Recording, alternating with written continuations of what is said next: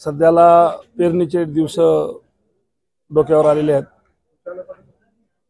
सर्व हिंगोली जिल्ह्यामध्ये आतापासून सरासरी पावसाची 90% वर गेलेली आहे।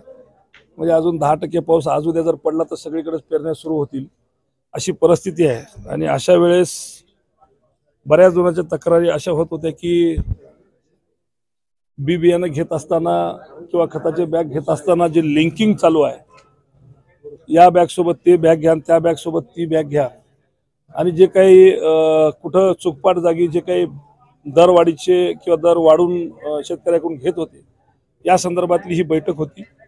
आणि या बैठकीमध्ये कलेक्टर साहेबांनी आम्ही दोघांनी चांगल्या प्रकारे सगळं एसओ साहेब सुद्धा हजर होते। सगळ्यांना सूचना अतिशय कडक दिलेल्या आहेत। पथकाची नेमणूक झालेली आहे आणि सकाळपासून अशी अपेक्षित आहे की कुठल्याही प्रकारचा चढा भावाने किंवा लिंकिंग होणार नाही, शेतकऱ्याला कुठल्याही प्रकारचा त्रास होणार नाही, खताचा तुटवडा कुठे भासवणार नाही, आणि खताची अवेलेबिलिटी किती आहे, बिबियाण्याची अवेलेबिलिटी किती आहे सगळा आढावा घेतलेला आहे।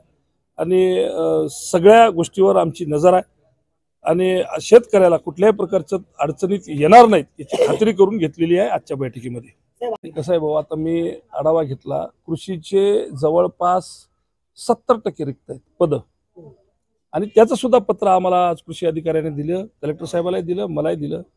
आणि ते पद जोपर्यंत आता शासन भरणार नाही तोपर्यंत अतिशय त्यांची हालाकीची परिस्थिती आहे। पण तरीही जे काही स्क्वॉड करायचे होते, जे काही इन्स्पेक्टर नेमायचे होते, आता प्रत्येक दुकानावर कृषी सहाय्यक असेल आणि त्याच्यावर नजर ठेवणारी स्क्वॉड असेल, आणि त्याच्यावर नजर ठेवणारी अजून एक कलेक्टर साहेबांनी त्याच्यावर स्वतःची कमिटी नेमलेली आहे। ते सुद्धा या 10, 15, 20 दिवसात जो कालावधी आपल्या पेरणीचा आहे त्या कालावधीपर्यंत कलेक्टरचे सुद्धा माणसं त्याच्यावर पथकावर राहतील आणि ते कडक नजर त्यांच्यावर ठेवतील।